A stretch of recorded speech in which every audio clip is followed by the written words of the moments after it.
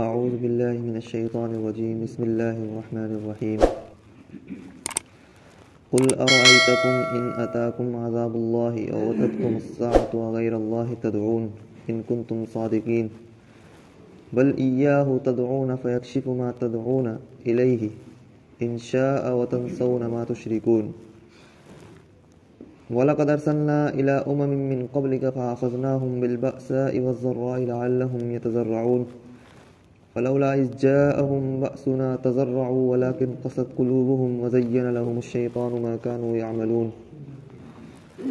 فَلَمَّا نَسُوا مَا ذُكِّرُوا بِهِ فَتَحْنَا عَلَيْهِمْ أَبْوَابَ كُلِّ شَيْءٍ حَتَّىٰ إِذَا فَرِحُوا بِمَا أُوتُوا أَخَذْنَاهُمْ بَغْتَةً فَإِذَا هُم مُّبْلِسُونَ۔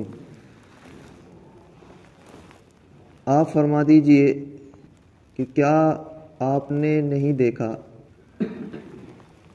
ان اتاکم عذاب اللہ کہ تم کیا سمجھتے ہو کہ اگر اللہ تمہارے پاس عذاب بھیج دے یا قیامت قائم کر دے تمہارے سامنے تو کیا تم اللہ کے علاوہ کسی اور کو پکارو گے اگر تم سچے ہو؟ اللہ نے ایک صورت ایسی بیان کی ہے کفار مکہ کے سامنے اضطراری صورت میں کہ اچانک سے اللہ رب العالمین نے عذاب بھیج دیا، جیسا کہ قوم سمود پر عذاب آیا، قوم عاد پر عذاب آیا اور قوم لوط پر عذاب آیا اچانک سے، اور پورا کا پورا ان کو تباہ کر کے رکھ دیا۔ ہفتوں قوم عاد پر ہفتوں سخت ہوائیں چلی اور ان ہواؤں کے نتیجوں میں ان کے گھروں کو اڑا دیا اور ان کو خود بھی اڑا دیا۔ اس طرح ایک زمینوں پر پڑے تھے جیسا کھجور کے تنے، بڑی قوم تھی، اونچے اونچے قد والے تھے۔ قوم سمود پر کوئی دھماکے کی آواز یا کوئی چیخ کی آواز، اس طرح جب بم وغیرہ پھٹتا ہے اور اڑتے ہیں کلیجے انسان کے منہ سے، اس طرح ان کو تباہ کیا گیا۔ اور قوم لوط کو پتھروں کی بارش سے، قوم نوح کو غرق کیا گیا۔ ایسی اضطراری صورت میں آج ترکی میں ایک بہت زبردست حادثہ ہوا ہے، بہت خطرناک وہاں زلزلہ آیا اور بڑی بڑی بلڈنگیں گر گئی ترکی میں، کوئی دوسری جگہ میں نہیں لگی، نیا سے نام ہے جی۔ تو وہ جو بلڈنگ گر رہی ہو اور اس کی چھت پہ ایک انسان موجود ہو جو شرک کرنے والا ہو، اس کے بت اس کے گھر میں موجود ہو اور بلڈنگ کانپ رہی ہے، گرنے والی ہے، ٹیڑھی ہو چکی ہے، تو ایسی صورت میں وہ کس کو پکارے گا؟ اس بت کو پکارے گا یا اس ایک بنانے والے کو پکارے گا؟ یہ وہ اضطراری کیفیت ایک سچویشن ہے۔ تو اگر تم سچے ہو اس اضطراری کیفیت میں اور اس تنگی کے حالات میں جب تم پکارو گے صرف اللہ ہی کو، پھر سکون کی حالت میں اللہ کو کیوں نہیں پکارتے ہو جب معبود برحق وہ ایک ہی ہے، اس کے علاوہ کوئی نہیں ہے؟ اگر اللہ چاہے تو ان معبودوں کو تمہارے سامنے سے ہٹا دے، وہ اس پر قدرت رکھتا ہے، اور تم کو یہ معلوم بھی ہو سکتا ہے کہ وہ تمہارے سامنے سے تم کو ہٹا دے، لیکن دنیا میں کیونکہ اختیار دیا گیا ہے تو اللہ نے تمہارے اختیار کو تم پر مسلط کیا ہے کہ تم نے اگر شرک چاہا تو چلو شرک کرتے رہو جب تک کہ ہم نے تم کو اختیار دیا ہے، اللہ نے اختیار دیا ہے۔ لیکن اضطراری کیفیت میں جس کو تم پکارنے کا قصد رکھتے ہو، جیسا کہ تمام مشرکین کا دعویٰ یہی ہے کہ جب بھی ان سے پوچھا جاتا ہے کہ بھائی مالک تو ایک ہی ہے، کہا جی ایک ہی ہے، بھائی ایک کی عبادت کرنی چاہیے کہ جی ہاں ایک ہی کی، پھر یہ دوسرے کیا چیز ہیں؟ جی ہمارے بڑے کرتے آئے ہیں، ما وجدنا علیہ آباؤنا، یہ تو وہ ہے جس کو ہمارے بڑے کرتے آئے ہیں۔ اگر حقیقت میں ان کنتم صادقین، اگر تم سچے ہو تو پھر اس صورت میں بھی اسی کو پکارو جو پتھر تمہارے گھر میں رکھا ہے، لیکن اس صورت میں پکارتے ہیں خدا کو اور سکون کی حالت میں شرک کرتے ہیں خدا کے ساتھ، تو یہ کیسی بری بات ہے؟ یہ ایک سچویشن اللہ رب العالمین نے رکھی انسان کے سامنے، اور غور کرے انسان اس بات پر کہ ایسی حالت میں جب وہ خدا ہی کو پکارے گا، کیونکہ وہی ایک ہے جو بچانے کے لائق ہے، جو قدرت رکھتا ہے بچانے پر، تو پھر سکون کی حالت میں بھی پھر انسان کو شرک نہیں کرنا چاہیے۔ تو کیا تمہارے پاس جب اللہ عذاب بھیج دے یا قیامت قائم کر دے تو کیا تم اللہ کے علاوہ کسی دوسرے کو پکارو گے اگر تم سچے ہو؟ بل ایاہ تدعون، بلکہ تم اسی کو پکارو گے، فیکشف ما تدعون الیہ، اگر اللہ چاہے تو دور کر دے اس چیز کو جس کو تم پکارتے ہو خدا کے علاوہ، وتنسون ما تشرکون، اور تم اس کو بھول جاؤ۔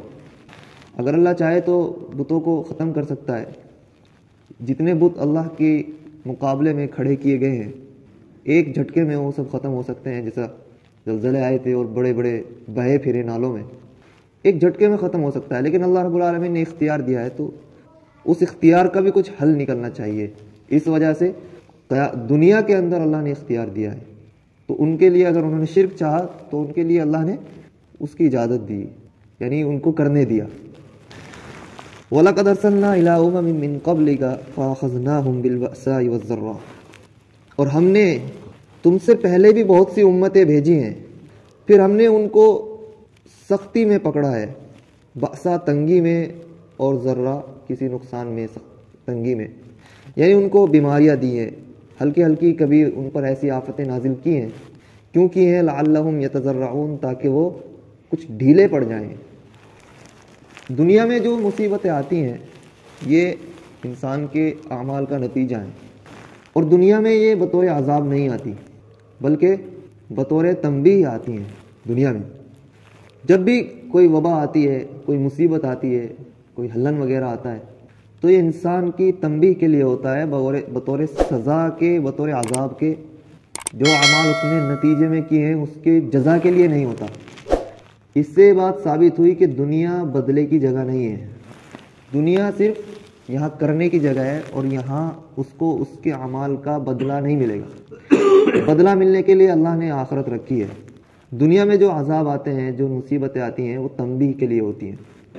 اللہ نے گزشتہ امتوں میں گزشتہ بہت سی امتیں بھیجی، بار بار ان پر سختیاں کی گئیں، وبائیں نازل کی گئی، تو اس لیے کی گئی تاکہ وہ کچھ ڈھیلے پڑ جائیں، لعلہم یتضرعون. پھر جب وہ ان وباؤں کے آنے کے باوجود بھی وہ ڈھیلے نہ پڑے تو اللہ اس کی پھر کہہ رہے ہیں فلولا اذا جاءہم بأسنا تضرعوا، جب ہماری سختی ان کے پاس آئی تو کیوں نہیں وہ ڈھیلے پڑے. بل قست قلوبہم، بلکہ ان کے دل اور سخت کے سخت رہے. جن کے دل سخت رہے انہوں نے اپنے آپ کو ہلاک کیا. وزین لهم الشیطان ما كانوا يعملون، اور اس صورت میں یہ ہوتا ہے کہ انسان کے اعمال کو اچھا بنا کر پیش کرتا ہے. مال دولت جب انسان کے پاس آتا ہے تو کبھی کبھی وہ استدراجن بھی آتا ہے. استدراج کہتے ہیں کہ اللہ رب العالمین ڈھیل دے رہے ہیں، ہر مرتبہ نہیں بلکہ کبھی کبھی اللہ رب العالمین، اور اس کا جاننے کا طریقہ یہ ہے کہ انسان سرکشی میں اور زیادہ بڑھتا چلا جاتا ہے. جو اس کو ڈھیل دی جاتی ہے تو سرکشی میں اور اللہ کی نافرمانی میں اور زیادہ بڑھتا چلا جاتا ہے. تو انسان کو سمجھ لینا چاہیے کہ اس کے پاس یہ جو فراوانی آ رہی ہے یہ استدراجن ہے، نعمت کے طور پر نہیں ہے. جب بھی ان کے پاس کوئی اس طرح کا معاملہ ہوتا ہے انسان کے پاس مصیبت کا، اور وہ کسی نتیجے میں ہوتا ہے، تو شیطان بہکا دیتا ہے. شیطان اس کے اعمال کو مزین کر کے پیش کرتا ہے کہ نہیں جی آپ تو بہت اچھے انسان ہیں، یہ تو اس کا نتیجہ ہے، یہ فلاں سرکار آئی تھی اس کا نتیجہ ہے، جبکہ وہ خود اسی کی کرنی ہوتی ہے. وَزَيَّنَ لَهُمُ الشَّيْطَانُ مَا كَانُوا يَعْمَلُونَ، تو اللہ نے ان کے لیے، تو شیطان نے ان کے لیے مزین کر کے پیش کیا ان کے کاموں کو. فَلَمَّا نَسُوا مَا ذُكِّرُوا بِهِ فَتَحْنَا عَلَيْهِمْ أَبْوَابَ كُلِّ شَيْءٍ. اب استدراج کا یہاں سے شروع ہوتا ہے کہ جب شیطان نے ان کے لیے کسی عمل کو اچھا بنا کر پیش کر دیا حالانکہ وہ برا تھا، تو جب وہ بھول گئے اس چیز کو جس کے ذریعے ہم نے ان کو تنبیہ کی تھی، اس کو بھی بھلا دیا انہوں نے، تو ہم نے پھر ان پر ہر چیز کے دروازے کھول دیے، مال و دولت کے دروازے، اور بارشیں ان پر برسائی گئیں، اور بہترین حکومت، ہر چیز کے دروازے اللہ نے ان کے لیے کھول دیے. یہ استدراجن تھا.